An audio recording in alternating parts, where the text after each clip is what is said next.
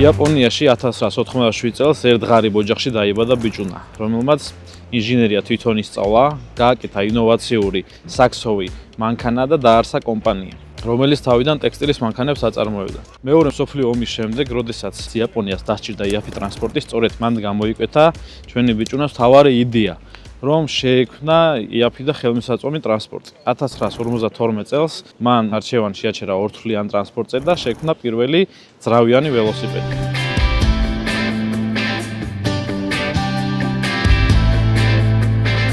ეს ადამიანი იყო მიჩიო სუზუკი და სწორედ მისი იდეით დაიწყო სუზუკის წარმატება როგორც ავტომობილებში, ასევე მოტოციკლებში.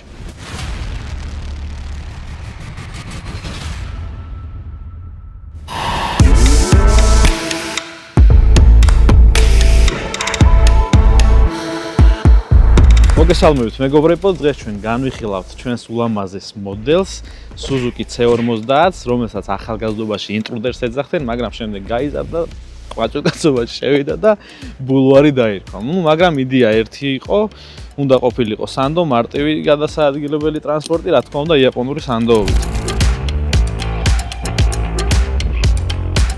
გავიდეთ ჩვენი ლამაზმანის ვიზუალზე.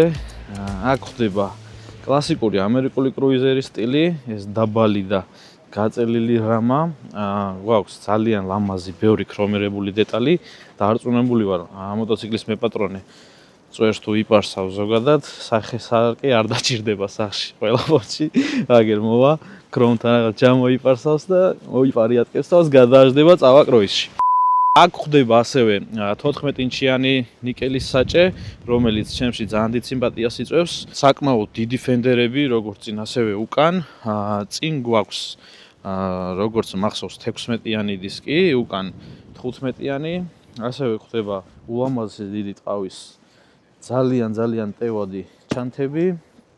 ასევე სისიბარი უკანა გზავრის კომფორტული გადაადგილებისთვის.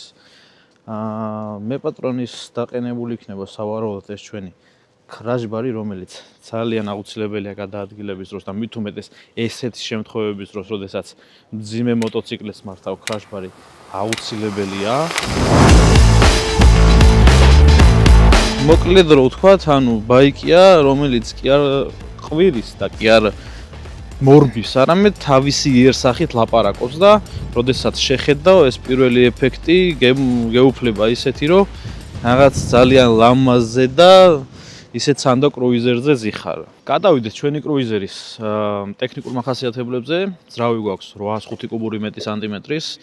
ეს არის სოფელში რო წარმოვიდგინოთ ხარი, აი უღელში რო გააბავ, არ ჩქარობს არაფერს, მაგრამ რასაც დაავალებ, დაუღლელად შეგისრულებს რა. წონაში არის 277 კილოგრამი, აუზი გვაქვს 15 ლიტრა ნახევრიანი. საშუალო წვა აქვს, სანამ აუზე ვართ ტრასაზე, სადღაც 5-დან 6 ლიტრამდე საწვავს მოიხმარს. ასევე საწვავის შებრქვევა ხდება ინჟექტორული სისტემით. გადაცემა მიმდინარეობს კარდანზე, ამ შემთხვევაში კარდნული გადაცემა გვაქვს. კაროვკა გვაქვს 5 სიჩქარიანი. და რაც შეეხება იმ გადაცემას, კარდნული გადაცემა განსხვავებით რემენსა და განსხვავებით ცეფთან, უფრო აქ სხვა სისტემაა რა. ძალიან კარგი მოსახმარია, ესე რომ ვთქვათ. მე მაგალითად რემენსაც მირჩევნია და ცეფსაც, იმიტომ რომ როგორც წინა ვიდეოებში აღვნიშნე, ცეფი შედარებით პრეტენზიული მოსავლელია, რემენი ცეფთან შედარებით კიდევ უკეთესია, მაგრამ კარდანი ვაფშე სხვა თემაა. ამას თავის დროზე ზეც თუ შეუცვლი, აბსოლუტურად არაფერი არ მოსდის რა. ჯანიანია, იქ გძნობ, რომ აი ტრაქში გაქვს რაღაც არაამქვეყნიური ჯანი რა. გადავიდეთ დადებით მხარეებზე, საკმაოდ იაფი მოსავლელია, საკმაოდ საიმედო კრუიზერია, ძალიან გამძლე ძრავი აქვს.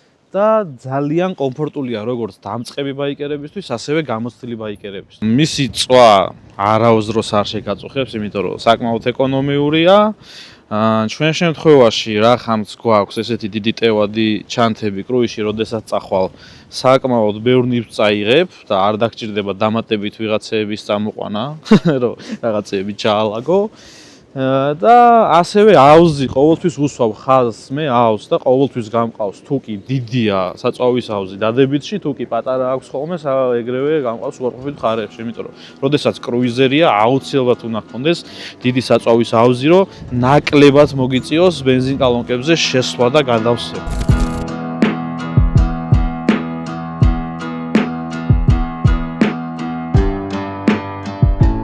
აქვე აუცილებლად უნდა ვახსენოთ უარყოფითი მხარეები, მიუხედავად იმისა, რომ ბევრი არ აქვს ამ მოტოციკლის უარყოფითი მხარე, მაინც უნდა შევეხოთ რაღაც დეტალებს.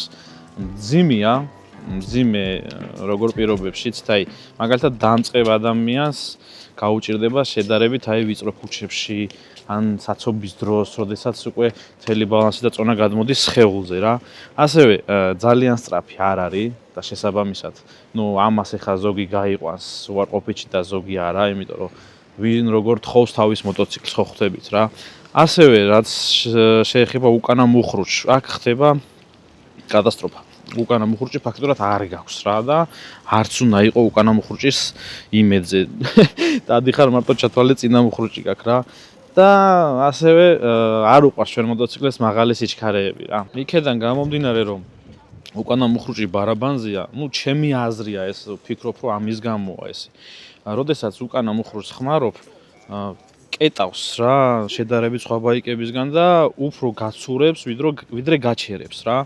მაგრამ ესეც პრაქტიკის და დამოღამების ამბავი ხა, როდესაც ამ მოტოციკლის მეპატრონე ხარ, ნაკლებად შეგაწუხებს ეგ ფაქტი, იმიტომ რომ ფეხში მიეჩვევი, რა დონეზე უნდა იხმარო წინა ტორმოსთან ერთად უკანა ტორმოზი, ვიდრე აი ახალი დამწყები ადამიანისთვის პირველად როზის რა. realობაში კატასტროფა არ არის ეს ფაქტი და ამან არ შეგაშინოთ და ამის გამო არ დაიწუნოთ ეს მოტოციკლეტი, ყველაფერი არის პრაქტიკის და მიჩვევის ამბავი. მე მაგალითად ჩვენი მოტოციკლის ფერიც ძალიან მხიბლავს რა. ასევე ეს მისი ყვითელი მაშუქები, რაღაც კლასიკურ ვიზუალს ტოვებს და საერთო ჯამში ძალიან ლამაზი მოტოციკლია რა.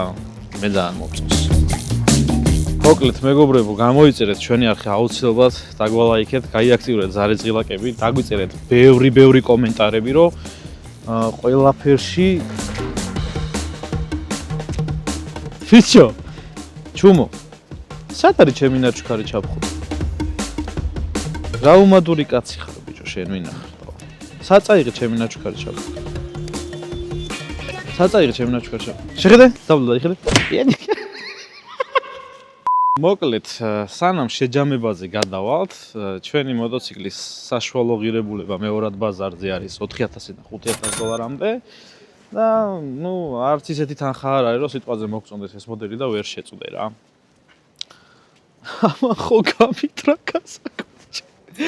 კაი, ჩუმო დავიკიდოთ ხალხო, ამან იბოდიალოს თავისის რაღაცები აკეთოს, იმიტომ რომ ეს ამისთვის არის შექმნილი, რომ აი ეს ნერვები უნდა მომიშალოს რა და ხელი შემიშალოს და რაღაცეები ჭრები გამიკეთოს. მოკლედ, ეს მოტოციკლი არის იმ ხალხისთვის, ვისაც უყვარს მშვიდი, წყნარი, კომფორტული გადაადგილება და არა იმისთვის, ვისაც 0-დან 100-მდე რაღაც 3 წამი უნდა და რაღაც ოხტები. ზუსტად ის მოტოციკლეტია, რომელიც გაფიქრებს იმაზე, რომ ცხოვრებაც კრუიზერია. მოკლედ მეგობრებო, გამოგვიწერეთ, გამოვყევით არხზე და გზაზე შევხვდებით. შენ მოგ